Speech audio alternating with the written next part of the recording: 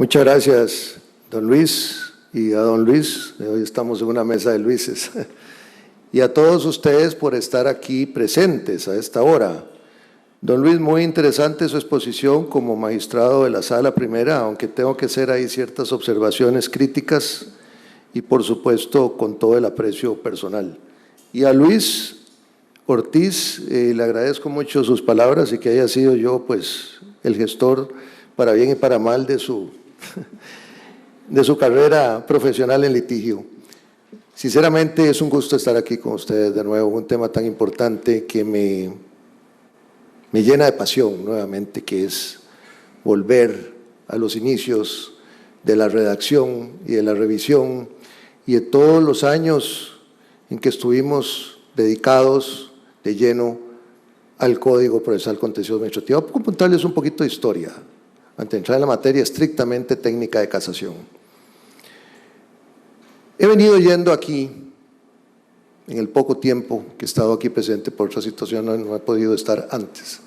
¿Cómo se hace énfasis en el recurso de apelación?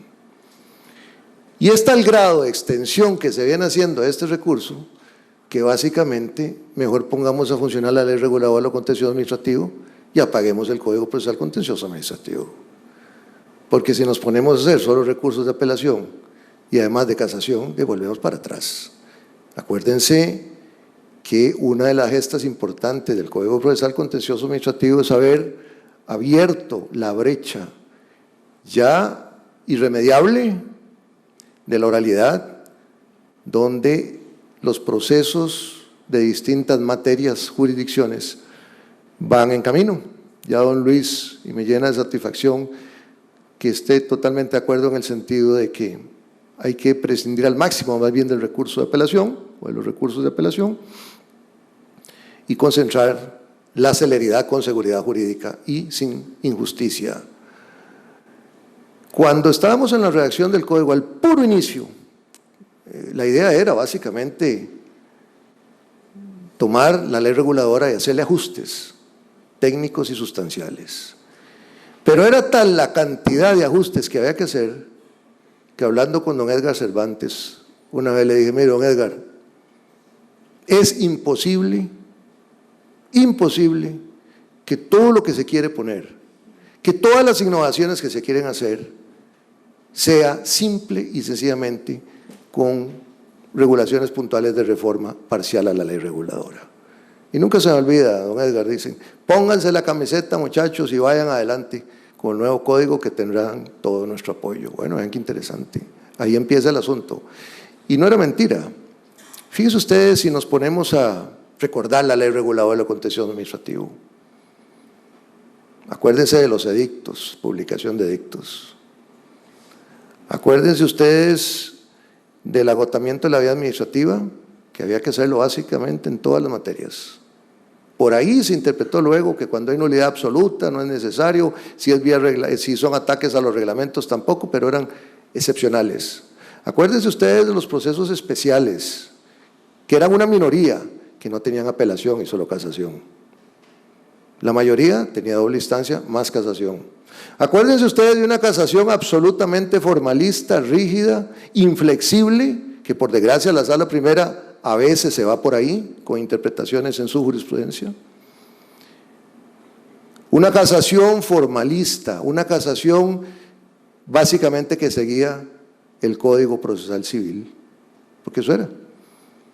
Además de eso, medidas cautelares, acuérdense, la suspensión de la ejecución del acto administrativo y se aplicaba por interpretación, lo que decía el Código Procesal Civil, que el juez adoptará cuantas medidas sean necesarias para la consecución y el resultado final de la sentencia. ¿Y quién se atrevía de los jueces con esa norma en abstracto a aplicar medidas cautelares que no fuera la medida de la suspensión de la ejecución de los actos administrativos? Ninguno. ¿Por qué? Por miedo a la sanción interna en el Poder Judicial. No se atrevían. Acuérdense ustedes también la legitimación, una legitimación confusa para poder actuar en el proceso contencioso administrativo. Acuérdense la interpretación que se hacía también en cuanto a la legitimación corporativa, que no se sabía si era colectiva o si era corporativa personalizada como un sujeto de derecho debidamente constituida.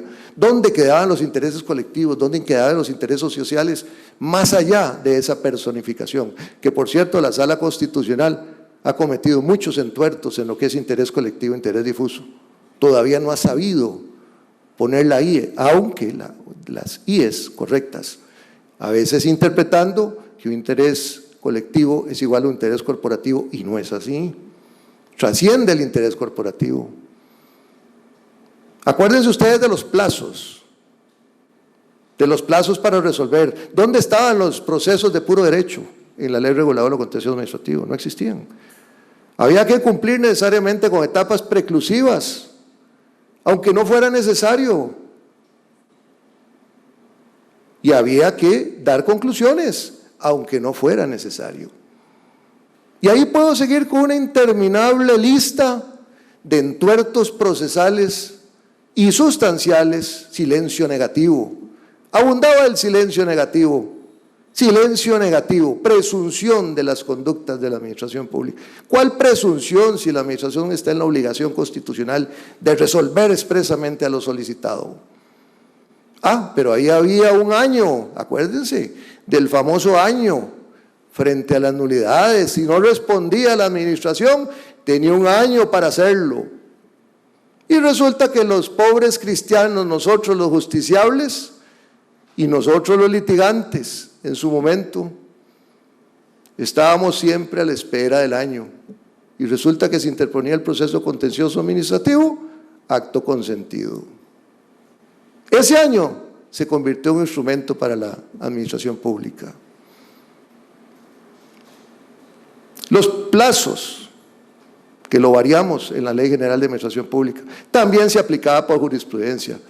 Había nulidad absoluta, a veces interpretada 4 años para impugnar los vicios de nulidad en vía administrativa y 4 años para impugnarlo en la vía judicial. Pero a veces ese I resulta que no era disyuntivo, era copulativo, y entonces no eran 8, sino 4. Acuérdense ustedes los problemas que habían también en la identificación de lo que era la casación.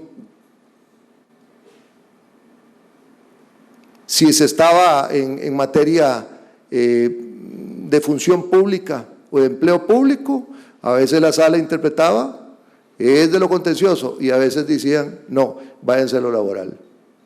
Conclusión, había que enfrentar 2 procesos. ¿Para qué? Para que no nos corriera el tiempo y se nos fueran los plazos de impugnación. Como les digo, la labor ha sido muy ardua. Y a eso se suma también las políticas de corte plena que nos impidieron algunos aspectos importantes de incluir en el Código Procesal Contencioso Administrativo, como era la casación especializada en derecho administrativo. No nos dejaron. No nos dejaron.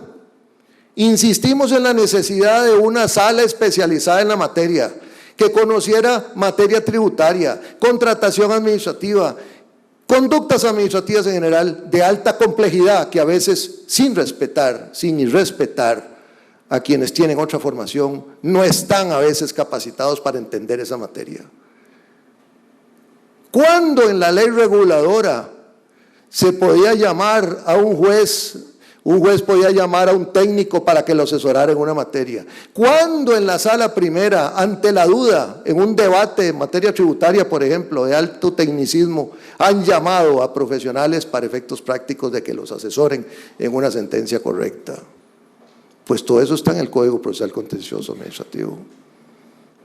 Muy bien, pero no voy a hacer aquí una disquisición de las grandes diferencias entre el Código y la ley reguladora.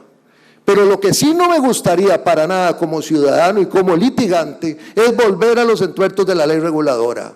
Y dejémonos ya de estar insistiendo, y perdone por lo menos mi posición personal, en la necesidad de ampliar lo que son las apelaciones ordinarias.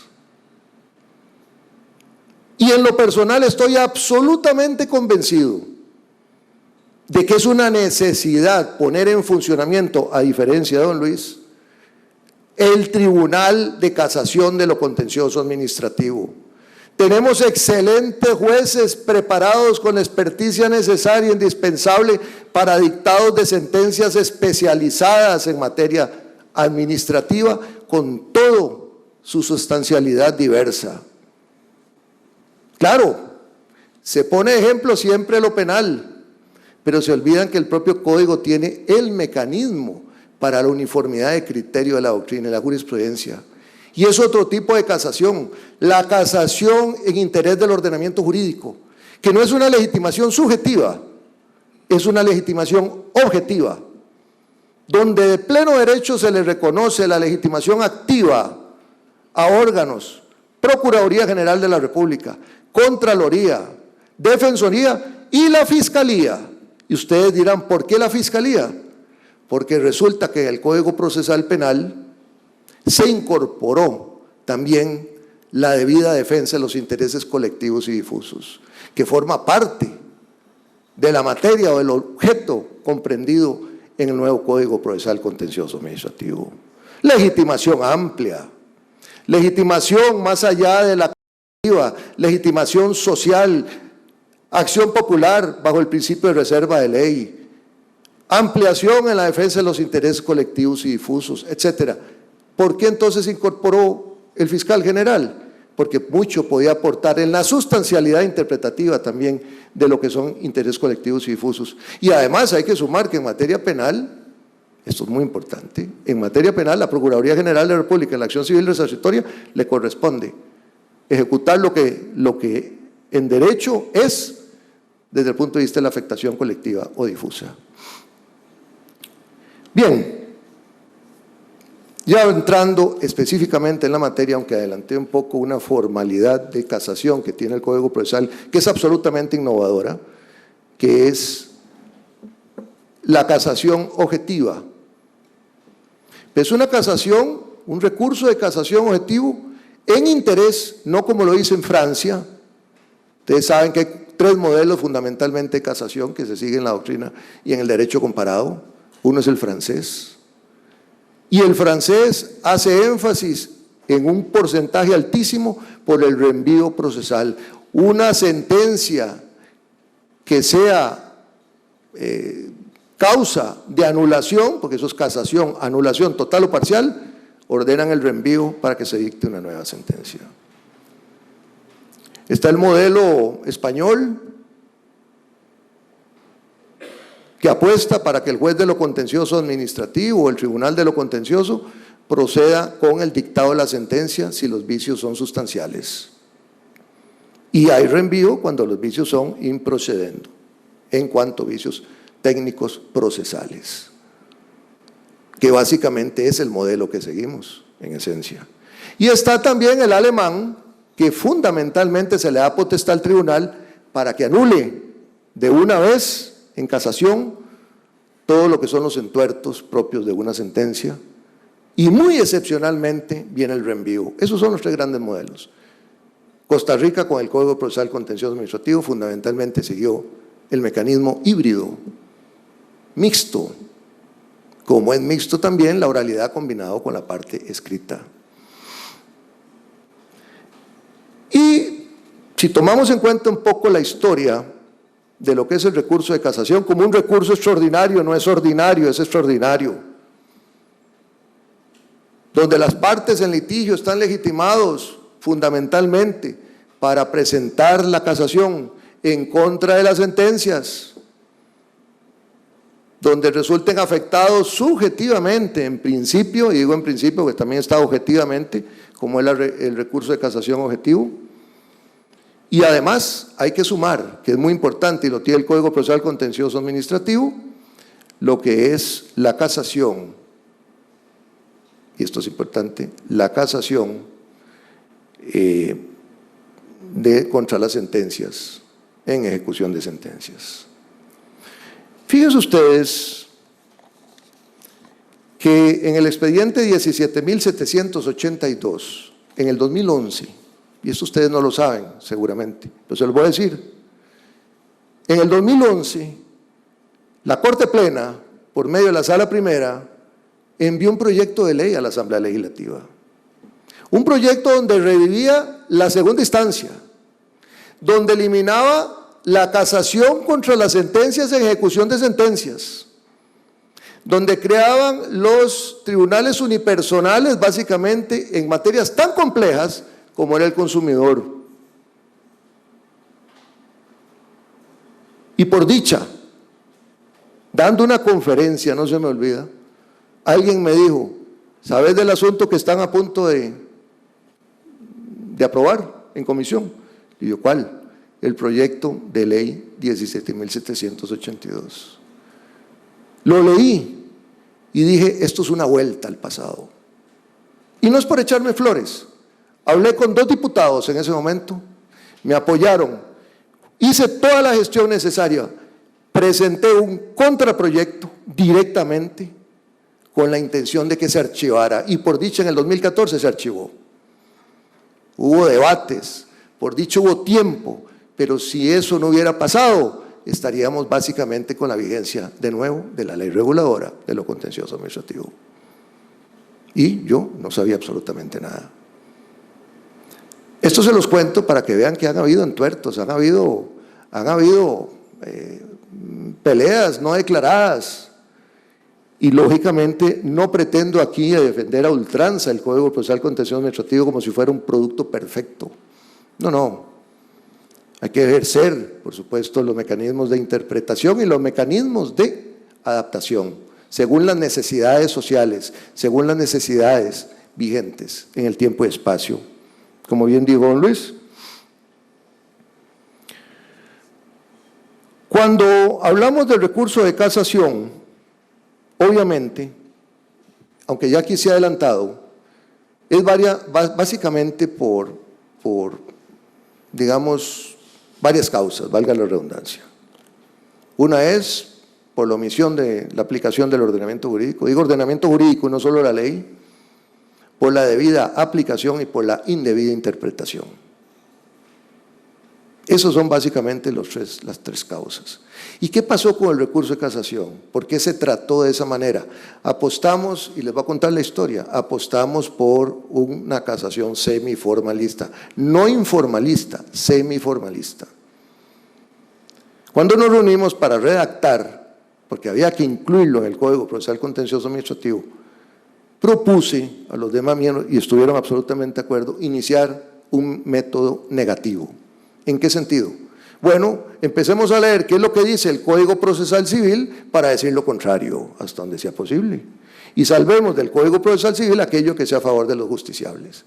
¿Cuál fue el resultado? Una casación semiformalista. Una casación que sea más simple para el justiciable. Una casación que le recuerda a los jueces, señores, ustedes están ahí para dictar justicia. No se les olvide el principio iura novit curia. Usted está para aplicar el derecho porque usted es magistrado, usted es funcionario del Poder Judicial. Que no se cita el artículo, pero se deduce de la relación, de la motivación o de la fundamentación del recurso de casación. Bienvenido, para eso está usted, señor juez. Ahí está, puede deducir la norma.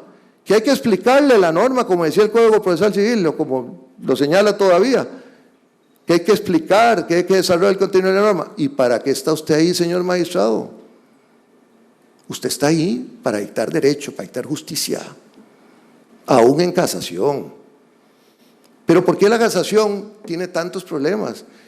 ¿Por qué es tan restrictiva? Tenemos que montarnos a la historia o remontarnos a la historia. ¿Cómo se creó el Tribunal de Casación en Francia? Por un decreto del 27 de noviembre, y nunca se me olvida, de 1790. Se le dio la instrucción a los señores miembros de casación en Francia de que controlaran absolutamente la actuación de los jueces hacia abajo para que no se metieran con interpretaciones violatorias de la legislación burguesa. Estamos hablando de un año posterior a la Revolución Francesa en 1789. Y a tal grado llegó la desconfianza del francés que incluso el Tribunal de Casación llegó a formar parte de la Asamblea General, o sea, del Parlamento francés. Luego se da el reconocimiento del Consejo de Estado, un órgano administrativo pero con funciones jurisdiccionales. Y el Consejo de Estado resulta que a través de todas sus sentencias pretorianas hace surgir el derecho administrativo. Por eso don Evarzo García Enterría dice, y dice excelentemente, el derecho administrativo es un derecho juristas, porque nace de la jurisprudencia pretoriana del Consejo de Estado, que era gente muy avesada en el conocimiento del derecho y sobre todo el derecho público. Y ahí vienen las inmunidades, las luchas contra las inmunidades del poder. Ahí se van desarrollando poco a poco el ámbito del derecho administrativo como mecanismo incluso desde el punto de vista procesal, porque todo lo que eran actos políticos básicamente se van convirtiendo en actos administrativos, conductas administrativas, y va quedando un mínimo, que son los actos políticos, que son básicamente controlables por su ejecución, salvo, como bien se dice en el derecho comparado, salvo que existan procedimientos tasados que también se incluyen. O podríamos incluir también actos políticos que violan los derechos humanos. Un Estado de Derecho debiera ser objeto, por supuesto, del control jurisdiccional, aunque en contenido sea en principio acto político. Pero todo esto se los cuento con un poco de historia, porque el modelo que utilizan básicamente los códigos procesales civiles en el derecho comparado se remonta a esa historia de 1790. Y por eso los jueces están totalmente amarrados. Y como dijo aquí don Luis, y es cierto, hay que aplicar el principio dispositivo, pero no hay que dejar de aplicar también el principio inquisitivo. Ustedes están ahí para dictar justicia. Ustedes están ahí también para condenar cuando haya que condenar si la parte a uno lo pide. Por ejemplo, en ambas costas. O la actualización de la condena indexatoria. Que no lo pide la parte. Bueno, de pleno derecho aplíquelo. Eso es inquisitivo. Entonces nosotros hicimos una casación mixta con lo dispositivo y lo inquisitivo y con una formalidad bastante elemental para que las personas pudieran ir a casación sin el temor muy decimonónico de redactar una casación a la inversa, es decir, pensando que ya va a ser rechazada de antemano. Eso se los cuento porque el Código Procesal Contencioso Administrativo fue el producto de muchas reflexiones a favor de los justiciables. Aquí se ha dicho que debe aplicarse el Código Procesal Civil y disminuir los derechos impugnatorios de los justiciables cuando se está ante una demanda improponible, término que me parece absolutamente improcedente, que no existe ni siquiera en la Real Academia de la Lengua Española, ustedes lo pueden confirmar, improponible. Bueno, ustedes leen el Código Procesal Contencioso Administrativo, ahí están todos los presupuestos de inadmisibilidad, incluso ad portas, claro, con recurso o con recursos. En el Código Procesal Civil se dice que en caso de inadmisibilidad también procede el recurso, pero eso improponible realmente, o sea, me parece que no se puede tampoco llevar al extremo, es decir, la inadmisibilidad pura y simple sin derecho a un recurso. Yo quiero decirles a ustedes que el Código Procesal Contencioso tiene sin duda alguna muchos méritos revolucionarios. Fue avalado fundamentalmente en todas sus disposiciones, aunque siempre existen ahí asuntos de procedimiento que con el tiempo hay que ajustar, sin duda alguna, incluso por don Eduardo García Enterría. Ahí están incorporados los institutos básicamente de punta de lo que es el derecho sustancial administrativo. Y nunca hay que olvidarse que los jueces están ahí para dictar justicia y que el litigante tiene que conocer muy bien el derecho administrativo sustancial. Porque tampoco se vale que el litigante llegue a un proceso, no conozca nada de derecho administrativo de fondo y se abalance simplemente esperando que los jueces lo lleven de la mano y sustituyan su función. No, eso es responsabilidad directa del litigante, que sepa litigar, que sepa poner sus pretensiones, que sepa llevar con un proceso dentro del concepto de justicia pronta y cumplida, y los jueces también que lleven adelante su función dentro del concepto del derecho fundamental de la justicia pronta y cumplida. Y yo hago votos, por supuesto, para que los órganos internos que existen en el Poder Judicial y específicamente en la jurisdicción contencioso administrativa lleven el recuento exacto de la eficiencia o no de los jueces, de cada uno de los jueces, no solo a lo interno de esa jurisdicción, sino también de la Comisión de lo Contencioso Administrativo, que básicamente está en la Sala Primera de la Corte Suprema de Justicia. Son ellos a los que les corresponde valorar, sancionar, si es del caso, o presentar las denuncias, si fuera eventualmente el caso, frente a los jueces que estén incumpliendo con sus potestades de celeridad y seguridad y justicia.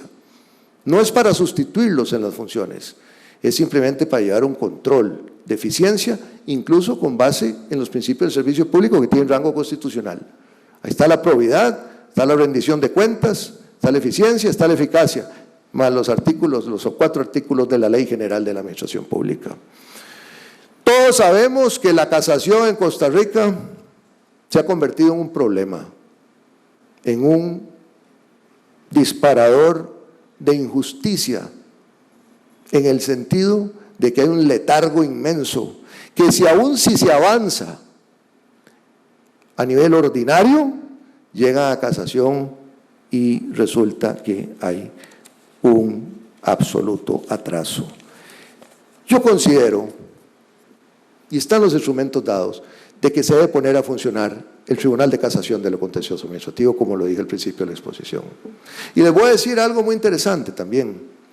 Fíjense ustedes que entre más sentencias existan de casación, léase Sala Primera y Tribunal de lo Contencioso Administrativo, que aún se puede ir en secciones todavía para hacer más eficiente la casación, con los controles objetivos de que no exista contradicción, que le corresponde a la Sala Primera ejercer la uniformidad de la doctrina de la jurisprudencia, con más sentencias, con carácter de cosa juzgada material, más se puede aplicar un instituto que no se aprovecha, que es la extensión de la jurisprudencia de terceros. Cuando existe la misma causa y el mismo objeto frente a lo que se está reclamando en la administración pública y ya existe jurisprudencia con 2 o más fallos, como lo dice el mismo Código Procesal Contencioso Administrativo, esas sentencias que son cosa juzgada se le lleva a la administración, miren señor, esto fue resuelto y se le da un plazo. ¿Y quién lleva ese control también? La Sala Primera. ¿Y a dónde se puede pasar directamente? A la ejecución de sentencia. Fíjense ustedes, eliminando la ejecución de sentencia, la casación de la ejecución de sentencia, está ese instituto del resultado de la extensión de la jurisprudencia a terceros. Entre más sentencias, más favorable es. Disminuye menos los casos y resulta que hay más beneficio para el justiciable. Pero en segundo lugar, imagínense ustedes que si se hubiera eliminado la posibilidad de la casación contra lo que es las ejecuciones de sentencias, también se hubiera traído abajo a quienes, digamos, el instituto del silencio positivo, a quienes estamos siempre insistiendo en la necesidad de su incorporación práctica en nuestro sistema jurídico. En el Código Procesal Contencioso se revivió totalmente el silencio positivo. ¿Y por qué digo ejecución de sentencia? Muy sencillo, si se confirma jurídicamente y de pleno derecho que hay silencio positivo, la parte que tiene ese derecho frente a autorizaciones y aprobaciones administrativas, licencias, permisos, como derechos preconstituidos, incluso una administración en la actividad de la aprobación interadministrativa, tarifas o algo así, puede perfectamente ejercerlo. ¿Cómo? Yendo directamente a la ejecución de sentencia. ¿Por qué? Porque tiene un derecho preconstituido, no tiene que pasar por un contencioso, ya está firme y definitivo el derecho, y lo dice la Ley General de Administración Pública muy claro. Cumpliendo los requisitos y pasado el plazo, la administración no puede desconocer ya ese derecho consolidado. Vean qué interesante. Incluyendo la administración con la aprobación, que hay una especie de derecho de ver. No puede desconocerlo. Ya la administración quiere desconocerlo, entonces va a ser un proceso de lesividad, pero ya es otra cosa, pero ya está consolidado el derecho subjetivo. ¿Cómo lo hago valer? ¿Cómo lo hago valer? En ejecución de sentencia. Y si hay un error, ¿qué pasa? ¿A dónde me voy? No tengo nada. No, ahí está casación. Vean qué importante. Ven los efectos prácticos importantes, que a veces la gente se lanza a hacer propuestas y desmejorar la calidad de los derechos de los justiciables, y no se vale. Entonces, ¿qué quiero proponer ahora? Como una salida también al atascamiento que existe en la Sala Primera, y que no sueltan, y con perdón don Luis Guillermo, pero no sueltan el churuco, no quieren Y yo creo que es indispensable poner a funcionar eso que está en el transitorio primero de lo contencioso administrativo, que fue el producto de una reflexión permanente y fue el producto de lo que nos dijo la sala, nos dijo Corte Plena: no vamos a una casación especializada en derecho administrativo. Bueno, entonces, ¿qué quedó el Tribunal de Casación? ¿Para qué? Para que jueces con la experticia en derecho administrativo y formados, y que son, con todos los jueces que hay, que son excelentes y que son conocedores de la sustancia del derecho administrativo y el derecho público en general, resuelvan en casación. Problemas, insisto, de contradicción, ahí está el mecanismo: la casación en defensa del ordenamiento jurídico, y no solo de la ley, del ordenamiento jurídico que incluye la jurisprudencia. Vean, si pusiéramos a funcionar el Tribunal de Casación, o varios del Tribunal de Casación, como esa situación de emergencia, con un acuerdo de Corte Plena que ya pone en ejecución, como lo dice el transitorio, cuando las necesidades sociales, circunstanciales, lo ameritan y lo exigen, debe ponerse en funcionamiento. Bueno, aquí está la necesidad y no se pone. Además, hay una violación al transitorio primero. Hay una violación expresa al Código Procesal Contencioso Administrativo por no poner en funcionamiento. Ya es demasiado tiempo por una interpretación y no se pone un instituto que está regulado y fue aprobado por la Asamblea Legislativa. Y aquí quiero decir lo siguiente: por una situación de emergencia, por una situación excepcional, mientras se traspasa más potestades al Tribunal de Casación, porque una de las cosas que se dicen es que casi no van a tener trabajo, porque casi todo está a favor de la Sala Primera. Bueno, muy sencillo: pasémosle más potestades al Tribunal de Casación, quitémosle a la Sala Primera, que como dice aquí don Luis, va a haber un mar de casos, incluso con el nuevo Código Procesal Civil, y entonces pongamos en funcionamiento, por disposición de Corte Plena, una delegación, mientras se regula. La delegación, artículo 165 de la Ley Orgánica del Poder Judicial, el 220 del Código Procesal Contencioso Administrativo, para aplicar principios. ¿Cuáles principios? La delegación, principio de derecho público, y es un principio también de derecho procesal, está incluso en la Ley General de Administración Pública. Parámetros más o menos de identificación de los dos tienen el mismo objeto, que son casación. ¿Quién está subordinado a quién? Bueno, no es que esté subordinado en materia, pero sí existe un control que mantiene la Sala Primera en cuanto a la posibilidad del choque que puede existir en jurisprudencia. ¿Quién define también la extensión de la jurisprudencia a favor de terceros? La Sala Primera. Entonces, yo quiero proponer eso: retomar las raíces históricas del Código Procesal Contencioso Administrativo, pero por favor, señoras y señores magistrados, no volvamos jamás a la ley reguladora de lo contencioso administrativo. Muchas gracias.